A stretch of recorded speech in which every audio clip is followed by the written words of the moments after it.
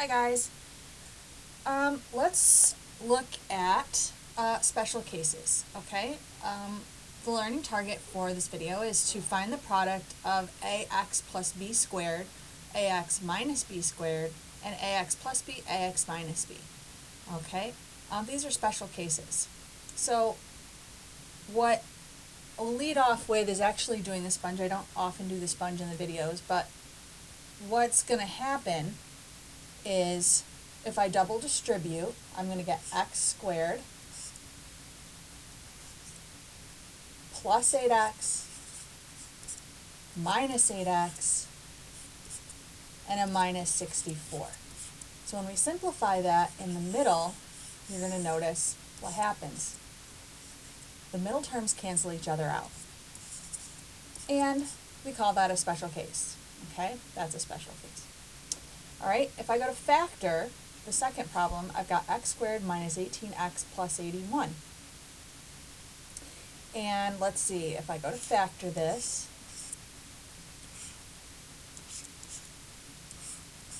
plus means signs are the same, minus, both signs are minus. And let's see, what multiplies to 81 and adds up to 18? 9 and 9. Now, these two factors are identical. They're both x minus 9. So a shorter way of writing this is x minus 9 squared. Okay, so this is what I'm talking about here. Okay. All right. So if we double distribute, if you see x plus 3 squared, what that means is x plus 3 times x plus 3. Okay?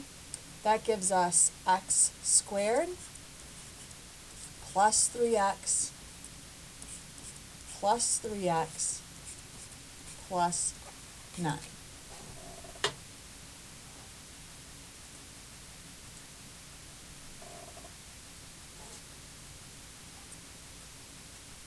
I'm not going to do this example down here. In fact, I'm going to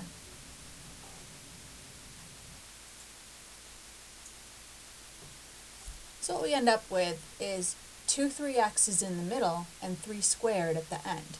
Okay, so we've got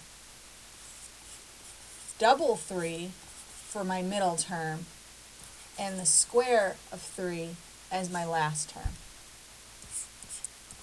Double 3 is 6x, square 3, 9. Okay, so we scroll down and look at an example with some coefficients in it. Okay, we've got 2x plus 5 squared. So that means 2x plus 5, 2x plus 5. Okay, so I get 4x squared plus 10x plus another 10x plus 25.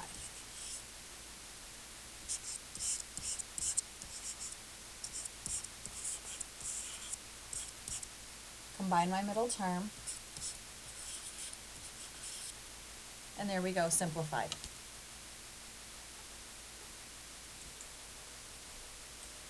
So a quick way of doing a factor that's squared is there's 3 steps. You got to get the first term, the middle term, and the last term. So quadratics or trinomials mostly.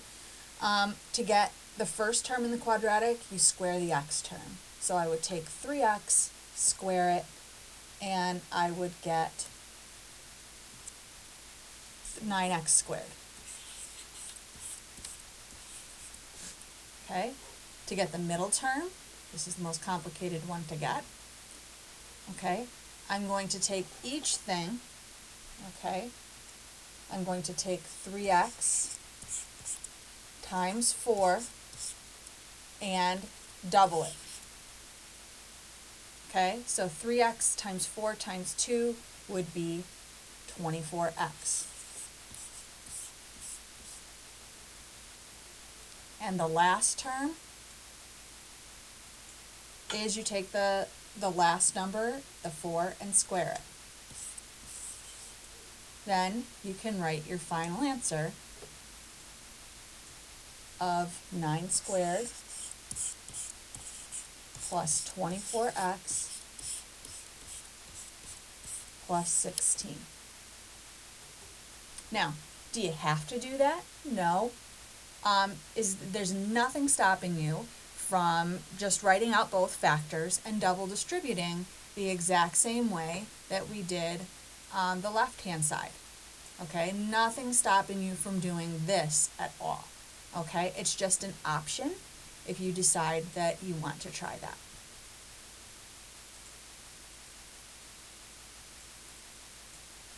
All right, let's do a similar problem to this. The only difference is now we're going to have a subtraction sign in the middle. So x minus 4 squared means x minus 4 times x minus 4.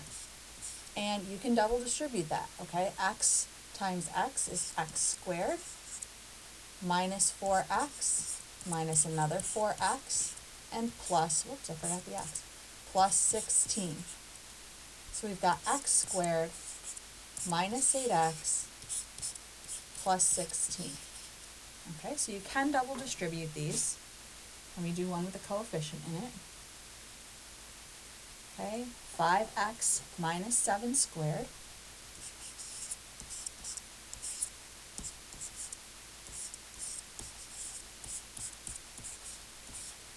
okay, so we'll get 25x squared minus 35x minus 35x plus 49, and if we combine our middle term, we get 25x squared minus 70x plus 49.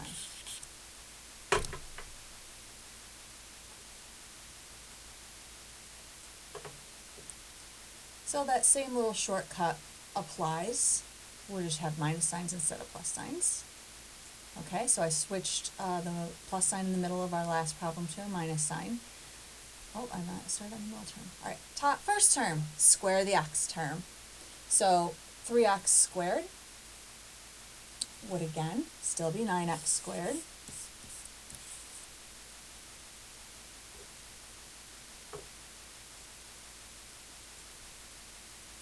The middle term is where I want you to pay closer attention, okay, because we got a subtraction sign in the problem and it becomes a negative sign when we pull it out. The middle term, we're multiplying 3x times, now that we're pulling that 4, it's a subtract 4 in the problem, it's a negative 4 when we pull it out, and then double it. So the term here would be minus or negative 24x.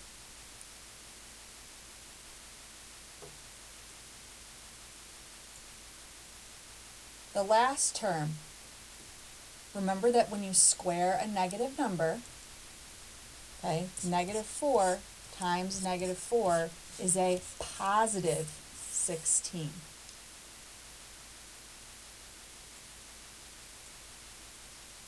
So our final answer here is 9x squared minus 24x plus 16.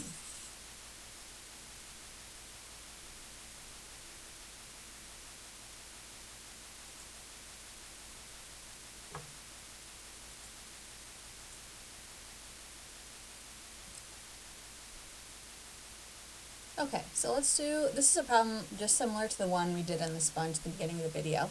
So x minus 4 and x plus 4, I'm actually going to work right underneath this. Okay, if I double distribute this, I'm going to have x squared plus 4x minus 4x and a minus 16. So what ends up happening when I simplify is these terms cancel each other out, and my final answer is x squared minus 16. And there's nothing stopping you from double distributing, but when you recognize this situation going on, you can kind of skip the double distribute step. I'll show you how, and you can skip it in just a second. Okay, if I double distribute here, look, notice that the 3x's match and the 4's match except one's minus, one's plus. That's the special case going on right here. Okay, so double distribute, I'm going to have 9x squared plus 12x, but then minus 12x. And negative 4 times plus 4 is minus 16. So we lose the middle term, and we get a final answer of 9x squared minus 16. Okay, so the shortcut to this is the first term will always be the, whoa, that's big. Those two multiplied together, so the x term squared, 4x squared. The middle term cancels, there is no middle term. Okay, so, I need to write anything there. And the last term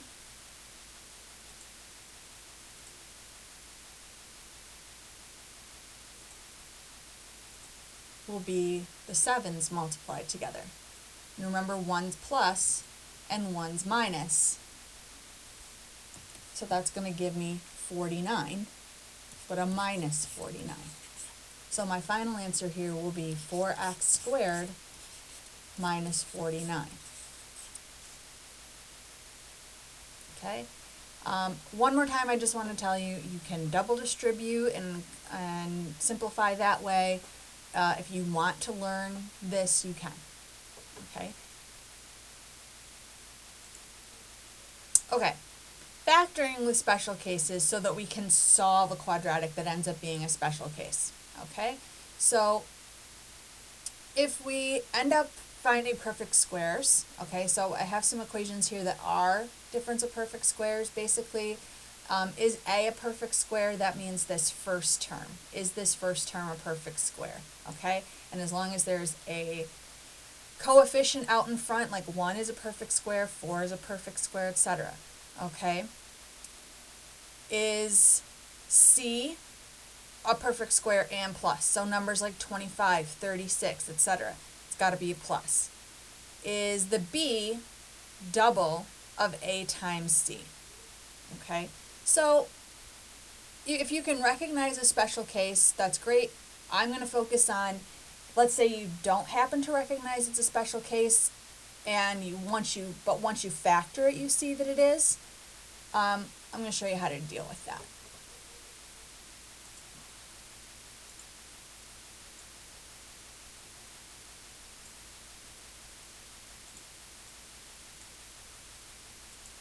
Okay, so I've got my quadratic here, and when I factor it, I get x, let's see, plus sign means signs are the same, minus means they're both minus. What multiplies to 25 and adds to 10? 5 and 5. Okay, so the answer here would be expressed x minus 5 squared equals 0. Okay, so we don't have two solutions to this equation. We only have one solution to this equation, and the answer is x equals 5. Okay, we don't see that the x equals 5 twice. It can only equal 5 one time. And let me show you what that looks like on the calculator. Okay, remember that zeros and solutions are the same thing. So if I put in x squared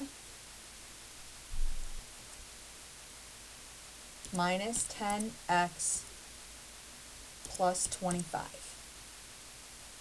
and I look at the graph,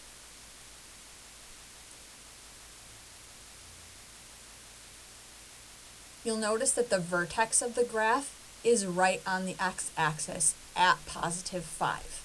Okay, instead of a parabola that shows two solutions, this would be a parabola showing one solution, and it's at 5.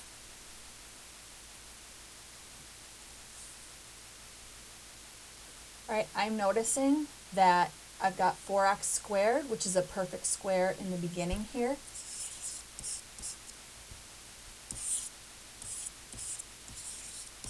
I've got 5, which is also a perfect square. Plus means signs are the same. Plus means they're both plus. And I notice that if I take 5 times 2x and double it, I get 20x. So this is a special case. 2x plus 5 squared equaling 0 means I only have one solution. I only have to figure out the solution one time.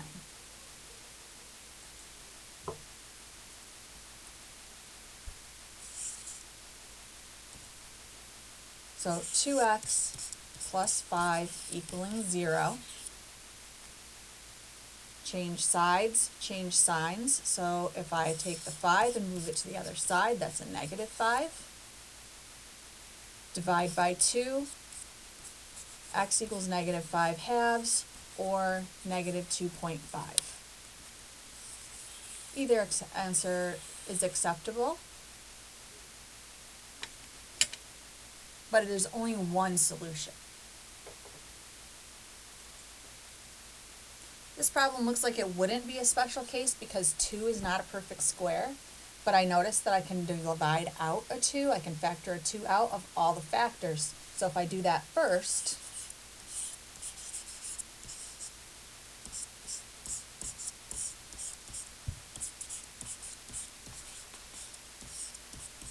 what I have left does have a perfect square out in front and a perfect square at the end for C.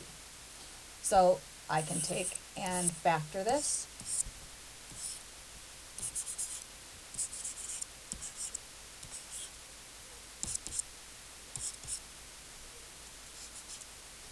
Okay, so 2m plus 7 squared equals 0. Now, the 2 doesn't really do anything, okay?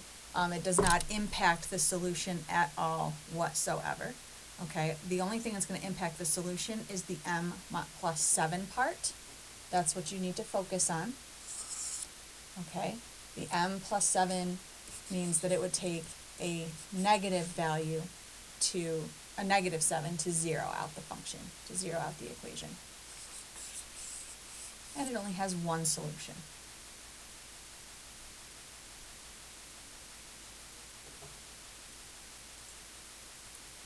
Over here I have some examples of things that look like they might be perfect squares, but they're not, okay?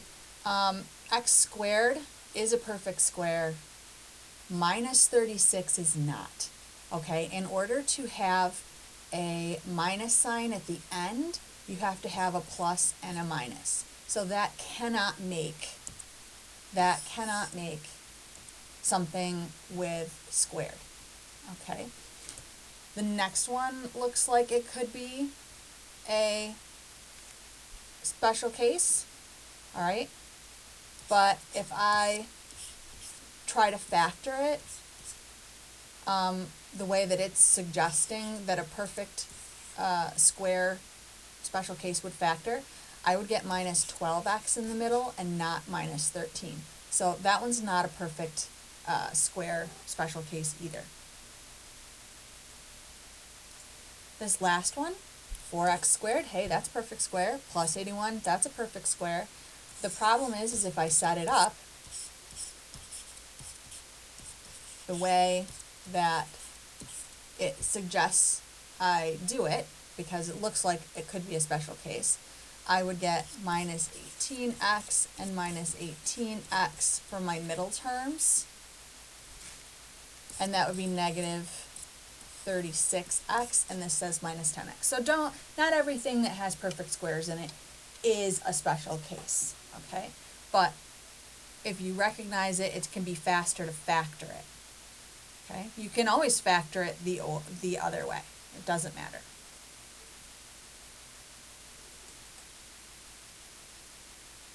All right, factoring difference of two perfect squares. This is probably a super common thing to see on the Regents. Is A a perfect square? So that means I'm going to look at the first term. Is that a perfect square? And is C a perfect square? So the 49 is a perfect square. And are they being subtracted? Okay, the key word here is difference. Okay, so we're looking for subtraction in the middle. Okay, so if we look over at this non-example over here, this is a non-example because it is a plus sign. So you can't factor something that's x squared plus 16. So you're going to notice none of these have b terms, just like we were talking about. The b term has canceled out. Okay, these are still factorable. All right, so let's show you how to do it. Let me zoom in. So x squared minus 49, I'm noticing that is difference of perfect squares. Difference because of subtraction sign, perfect squares because x squared is a perfect square, 49 is a perfect square, and because there's subtraction in the middle, these get different signs. Okay, so my solutions to this equation are the same number, okay, but I'm going to have a negative 7 as a solution here, and a positive 7 for my solution here. So I just want you to recognize when you see difference of perfect squares how to factor it, and that it's the same number but opposite signs for your solution. Now sometimes something doesn't look like a difference of perfect squares, but it is, but it's in disguise. So I'm noticing there's a coefficient of 5 out in front, and that's not a perfect square. However, I can factor 5 out.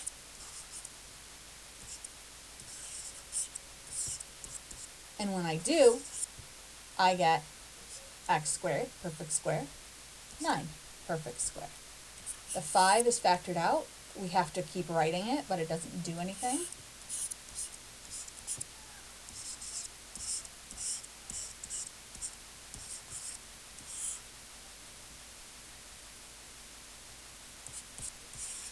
So my solutions here, I'm writing to the side.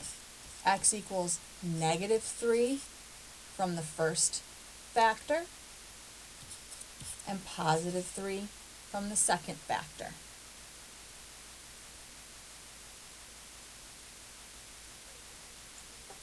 All right, our last example, 36 is a perfect square, 100 is a perfect square.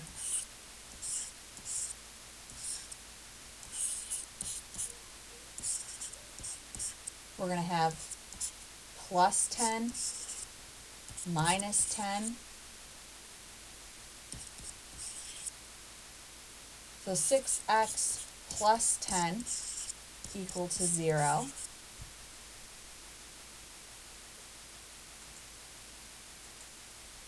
Give myself some room here. Oh, I put equal to 10. Equal to 0.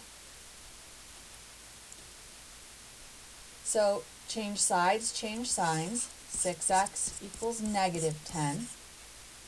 Okay, divide by 6. X equals negative 10 divided by 6 is 1.6 repeating. The only difference over here, 6x minus 10 equals 0. Change sides, change signs. I get the exact same answer,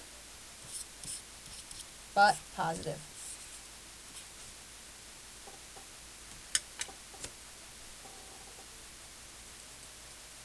And I'll end our video by just showing you one more non-example. Okay, we have a squared term minus a constant, and if I factor out the 2 so that I can make the first term a perfect square, 64 divided by 2 is 32.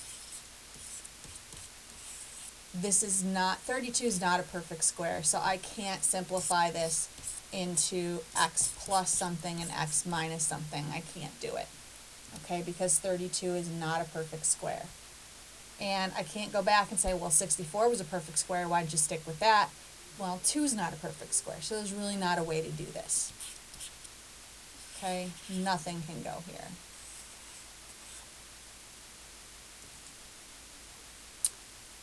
Thanks for watching. See you next time.